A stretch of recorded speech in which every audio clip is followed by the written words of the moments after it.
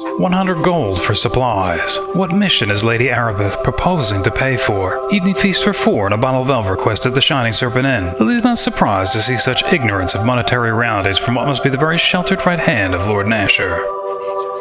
Welcome. Do you have news of the missing Waterdeepian creatures? Or is there something else you need? This is interesting. It looks like Lady Aribeth can provide healing as a paladin of Tyr. But, of course, Lily would like to see what's available from the Tyrian armory. A pair of red leather boots, alleged to have been blessed by a priest of Shaundakul, the Rider of the Winds, a lesser deity of travelers. Of course, they would have been nice to have on our journey up from Waterdeep, but now they have become a necessity. What used to be a peculiar, almost embarrassing obsession with footwear has now found validation through her search for her old, worn-out boots. They would likely be disguised and could be anywhere. She won't know for sure until she's able to try them on, and since one is not able to simply try on enchanted boots, one size fits all when it comes to shoes of the sorcerer's variety, she'll have to purchase them to know for sure.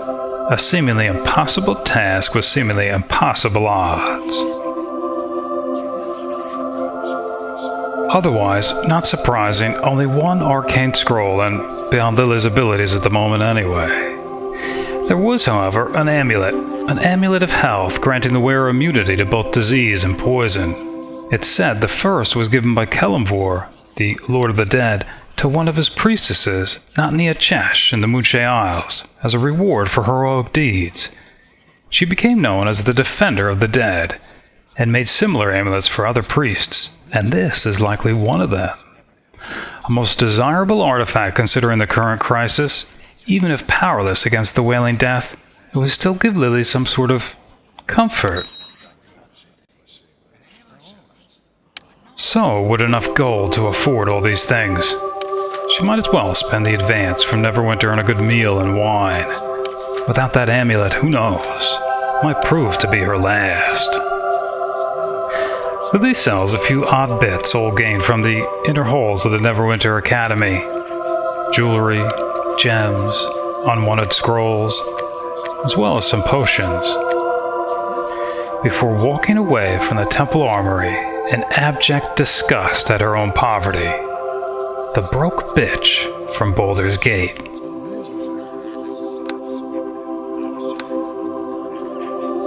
Talk, however, is cheap, and gossip most certainly has the potential for profit. I greet you. Or, of course, here's another nurse, but this one's been standing near Aribeth. Yeah, I think Lily's curious what she might have heard when Fenthic's come to report to her.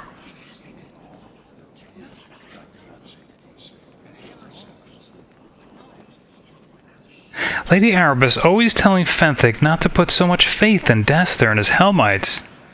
You know they're lovers? Fenthic and Aribeth, I mean. Of course you know. Everybody knows. Alright.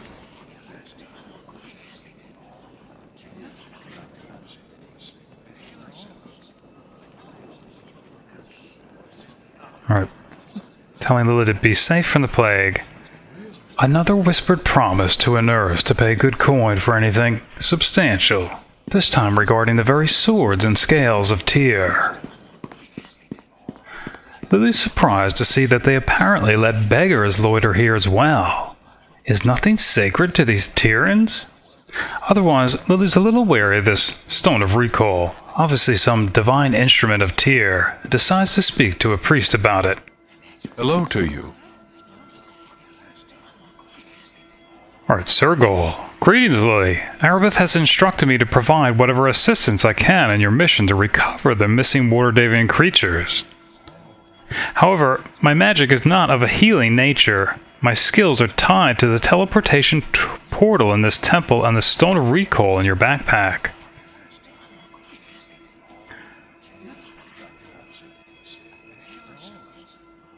We're asking who he is. I'm Sergol, a priest of Tyr. It's my duty to aid and assist those in the service of Neverwinter, though I'm no healer.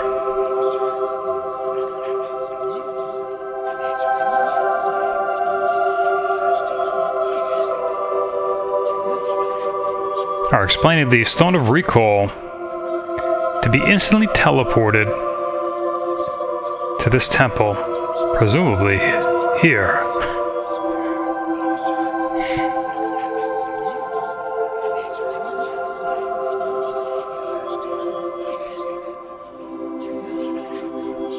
Yeah, and then we could return to the portal to return to where the Stone of Recall was actually used. And we bring along henchmen and familiars as well. I think that's what she was wondering about.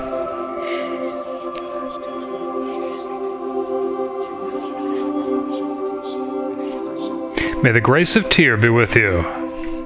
Trust in the powers of a blind god to teleport her safely. What guarantee does she have that she won't be teleported to some errant destination within the very stone of the temple's walls themselves, or with some of her possessions missing, like a purse of coin, a staff, or, Tyr forbid, without her clothes? Who knows what dirty tricks that Sergol plays on unsuspecting recallers? This obviously magical pool is filled with an opaque, viscous liquid. The tingle of immense power radiates from the pool, and simply being near it fills Lilly with a sense of divine will. An engraving on the side of the pool explains its purpose. Infused with the essence of immortal Tyr himself. Wow.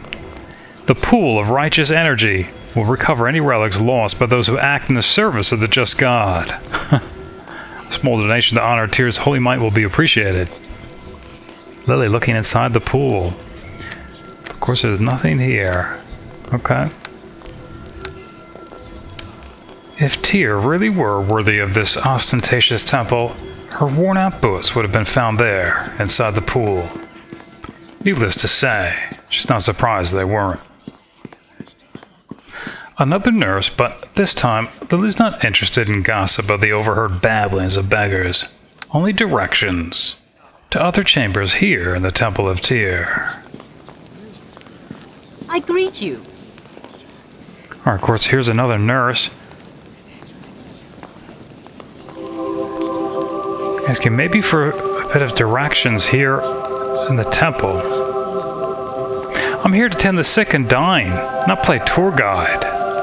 Besides, all you have to do is go outside the front door of Hall of Justice. The city court district has every kind of shop, store, inn you'll ever need, I suspect. Alright. Telling Lily to be safe. Lily will take license to explore on her own. Speaking of which, she was pleased with the implied one given her to return the creatures at any cost. One she'll likely take advantage of.